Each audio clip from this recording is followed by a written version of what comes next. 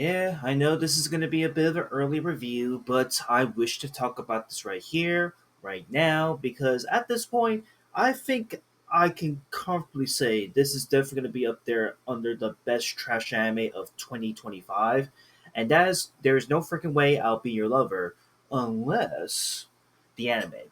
Yeah, gonna talk about this show today because there's only two more episodes left as of me recording this video, and I just want to get this out of the way because, man, this has been without a doubt an amazing, fun, bad experience that I want to dive deep into this spaghetti and meatballs more or less and just talk about it because, man, this is something I haven't seen in a while in this genre, to say the least.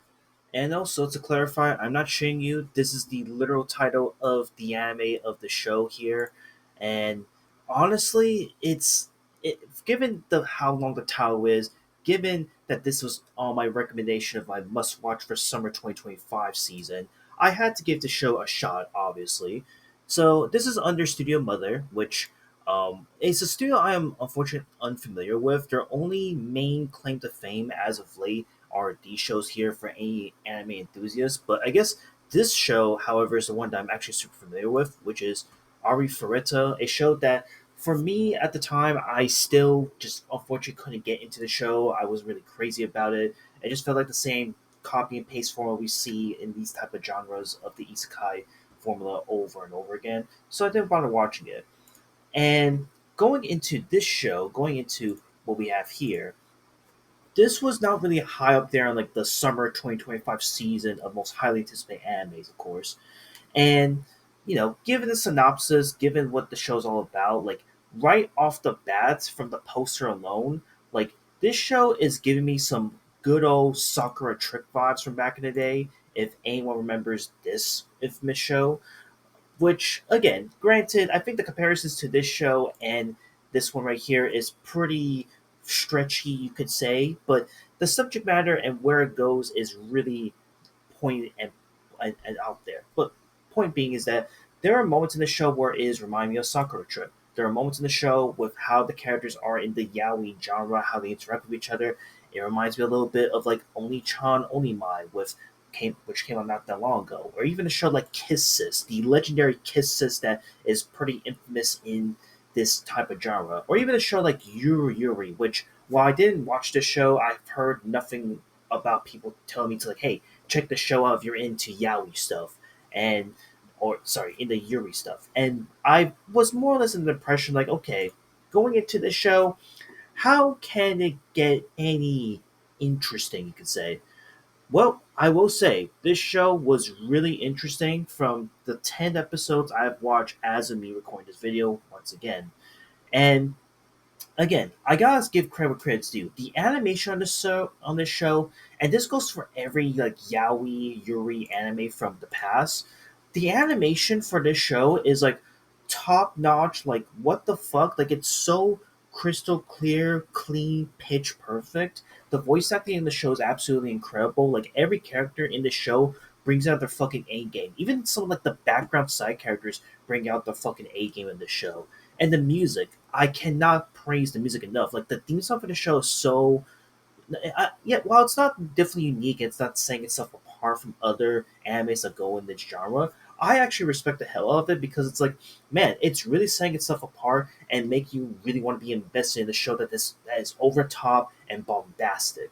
And to get out of the way of what this show is all about, this show follows basically four of our main characters. I would say five, but we'll get into why I think it's just only the four main characters here. But this focuses on Renako Amari, who essentially, growing up, she was the shut-in, neat girl who just loves to play video games, but had a hard time making friends growing up. So she decided that one day, once she went into high school, that she was going to change her image, change everything that people were assuming about her. And the first thing she does is just color her hair from black to pink because, hey, every anime girl wants to go into that change, and why freaking not? And the first thing that Renako wants to do and simply wants to do is just simply make friends. And lo and behold, she makes one of her very few first friends with Mai, with Satsuki, with Ajisai, and Kaho Koyanagi.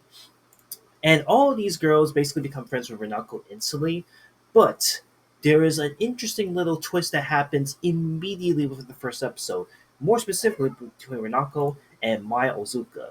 And pretty much what happens during that first encounter, I guess, with our characters, Mai immediately puts up a confession, says that I love you, Renako, like in the most anime cliche possible, and essentially after they confess their feelings, Mai's like, I love you, I want to be with you, I want you to have my babies, I want to fucking make out with you, all this crazy shit, and mind you, this is all within the first fucking episode, and I'm like, wow, this is like the craziest speed run to just go from friends to lovers in like zero point 0.5 seconds. It is crazy.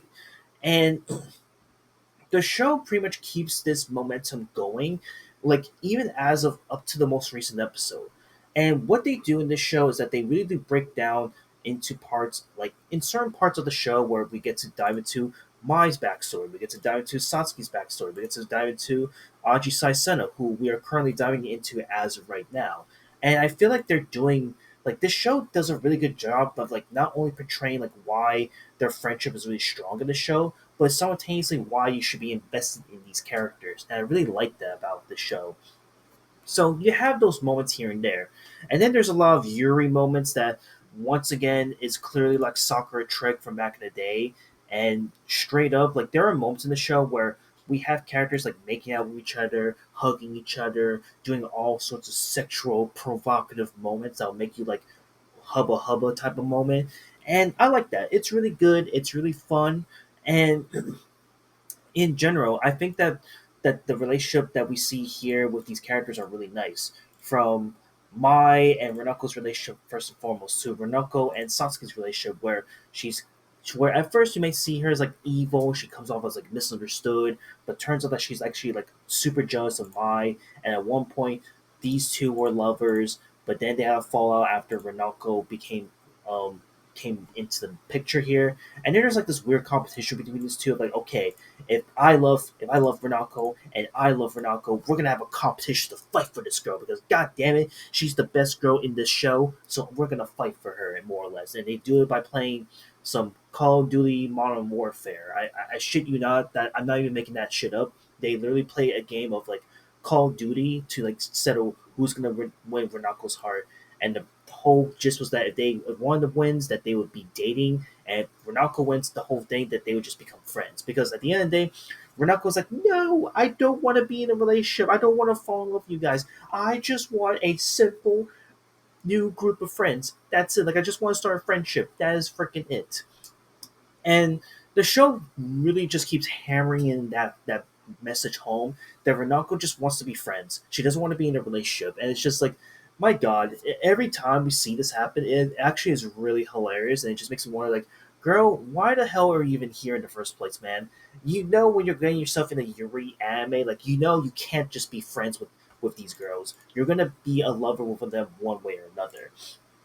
And currently, if we're talking about going to Ajisai Sena, or when you first meet this girl, at first you would think that she's like the beautiful vanilla, like she's not gonna do any harm. She's not thinking about some really weird pervert stuff. But man, these recent episodes of her, since we're finally getting to know her story a little bit, have been quite interesting to say the least. To where I'm like, man, she's a little kinky, you could say, really kinky, kind of a little bit kiss esque, if you would get the drift on this. But yeah, so again, every character in the show has its unique personalities, unique quirks, unique qualities, and just what makes it really special, really funny, really like over the top and just stupid. I will say, unfortunately, there is one character in the show that I will point out right here, right now, that I think is the weakest character. But to be fair, I think that with only 2 episodes left, I personally don't think we're going to dive deep into her story, and that is this character, Kaho Koyagi. I just think that unfortunately this character doesn't have a lot of like flesh to bring out at this point. And to me, at the end of the day, it just feels like every time she appears, she just comes off as like nothing more than a background character for the sake of that. Oh yeah, she's part of the friend group of our main characters here, but she doesn't really contribute to the whole thing. And it's such a shame because I'm not gonna lie, I love her character design. Hers is like really unique and really stands out from the other girls in the show. But it's such a shame that we're not going to really dive deep into like why this girl was like really in the midst of this whole thing. Because again, at one point it felt like we were gonna get into her character, but then instead we got sidetracked to Mai and Satsuki's backstory even more, and that's kind of like the reason why I think this one will probably be the lowest point of the show is that we didn't get enough of her, and now we'll leave it at that. But again, overall, 10 episodes in, 2 episodes left. I am 100% not only going to finish the show, but this is undoubtedly one of the best trash animes of the year, and I cannot praise the show enough. I don't know if this would be my number one spot, but if we're talking like the best Yuri anime, this is definitely it. This is definitely one of the best Yuri animes of the year, hands down. Um, but honestly, I think that this show could also be have some stiff competition with another anime I'll be talking about in a couple weeks that is in this vein but is completely different, of course. So yeah, as of right now, I'm feeling like a light to decent 7 on this thing. It's a fun, bad, trashy anime moment that's for those that loves Yuri, that loves this type of anime genre in general, and at the rate it's going, I think it's not going to budge anytime soon, especially once we're going to wrap up with Ajisai Senna's backstory. But again, I think that the show's really good. It's really wholesome. It's also stupid at certain points with some of the dialogue and the character directions. But yeah, overall, really great show. Just want to talk about this a little bit because, man, this has been a quite a ride with this show to say the least. And yeah, I'll see you all in the next one. Later.